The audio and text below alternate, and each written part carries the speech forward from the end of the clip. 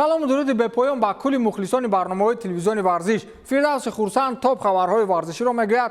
رفتیم. توصیف بازی‌های روز یکم لیگ چمپیون‌ها را صرف نظر نخواهیم کرد. درخشش امباپه جوان در بازی مقابل یوونتوس با شکستن رکوردهای این مسابقه نزدیک می‌شود و ما را مشکل می‌افتد که بهترین بازیگر موسم مذکور را حال حاضر پیشگویی نماییم، چون امسال گلزن‌ها خیلی زیادند. طی 15 سال ما با دو مدعی عوض نشونده عادت کرده بودیم و اکنون که وقتی سقوط دوی به قیاس رسیده است، چنین مدعیان به شمارند. کیلیان امباپه با دروازه یوونتوس 2 گل زد و با نفوذترین بازی شب پس‌ژی را به خاطر آورد.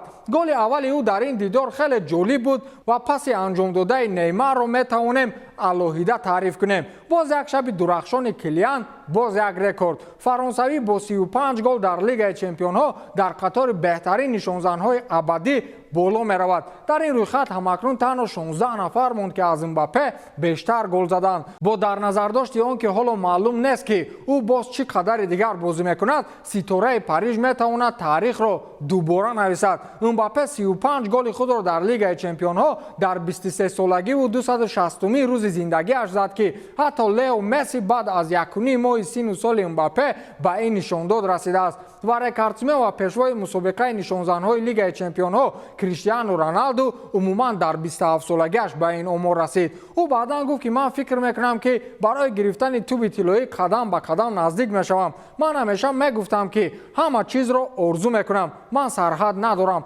البته چنان که شما میگویید همکنون نسل نو میآید. رونالدو و مسی در نهایت من میشوند. باید یگان کسی دیگر جایگزین آنها باشد و این شاید منم، گفته است امباپه. و شاید ما انیق میدانیم که اینها کی هستند. امباپه و ارلینگ هالند با سرعت ماکسیمالی به سوی رکوردها پرواز میکنند و آینده این مسابقه بزرگ آنهاست. اما این بچه‌ها یک چیز دیگر را حس نکردند که رونالدو تا 27 سالگیش 35 گل زد و بعد 27 سالگی 105 گل دیگر. انا این را پرواز میگویند. یا مسی در یک موسم 92 گل، اینش را سرعت کیهانی میگویند. 2 گل زدن نزدن گپزنیشان با قول از بینی بالا. چلسی توماس توخل را غیر چشم داشت استعفا داد. صاحبان نوی دسته 100 روز در سروری باشگاه بودند. آنها برای پیش رفتن تیم نقشه های نو میکشند و به خلاصه آمدند که وقتی عوض کردن مربی رسیده است. گفتگوی خشک و خالی خدمات مطبوعاتی چلسی را بهترش گوش نکنید.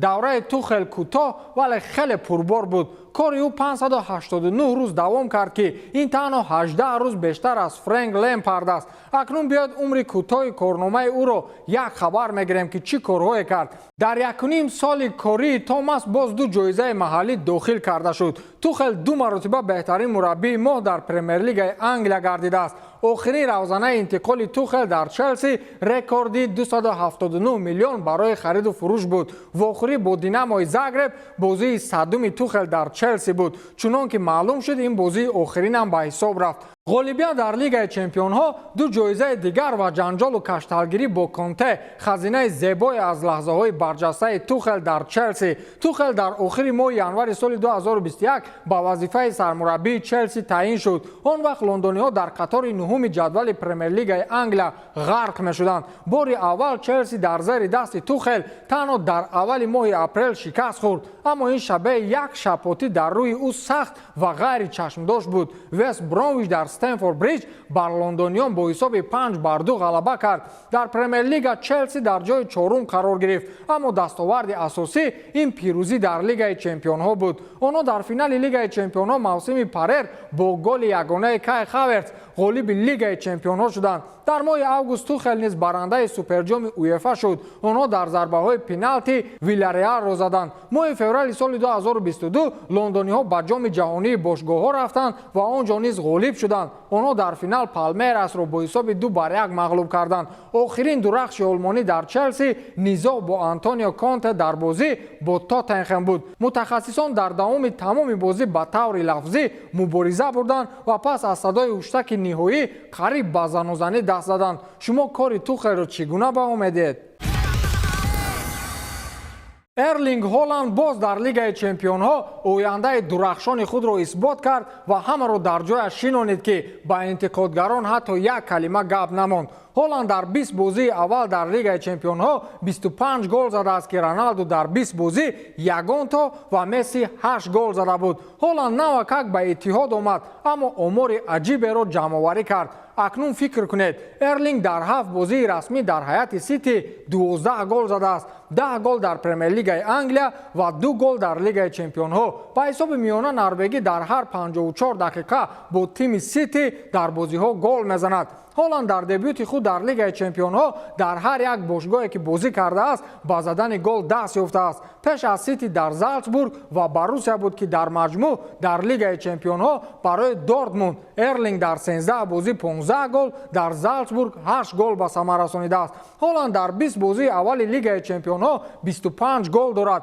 дар ҳамин давра Килиан Мбаппе 12 гол, Лионел Месси 8 гол, Криштиану Роналду чӣ гуна гуфтем ягон гол назадааст. дар таърихи лигаи чемпионҳо ҳамагӣ 31 бозигар аз ҳоланд бештар гол заданд ва инро ба назар гиред ки ӯ 22 сол дорад ва дар ин мусобиқа 20 бозӣ кардааст. дуруст аст ки на ҳама аз рекордҳои норвегӣ ба ҳайрат меоянд. Антонио Кассано, собиқ футболбози итолиёвӣ, дар ҳайати Манчестер Сити футболбози дӯстдоштаи дигар дорад. Хулиан Алварес хеле қавӣ аст. ҳоланд 90 гол мезанад, вай хеле қавӣ аст ва аз Лукаку дида беҳтар ба назар мерасад. аммо Алварес нисбат ба ерлинг футболбози моҳиртар аст. ҳоланд як бозигари махсус нест, дар ӯ ман Адрианоро аз замони Интер мебинам, гуфтааст Кассано. хулас фаъолияти ин аждаҳои футбол то куҷо идома меёбад намедонем, вале агар бо ҳамин суръат давом ёбад, ба ӯ на Мбапперо муқоиса карда мешавад, на Алваресу каси дигарро. ба ҳамин тамом, то дидор, хайр.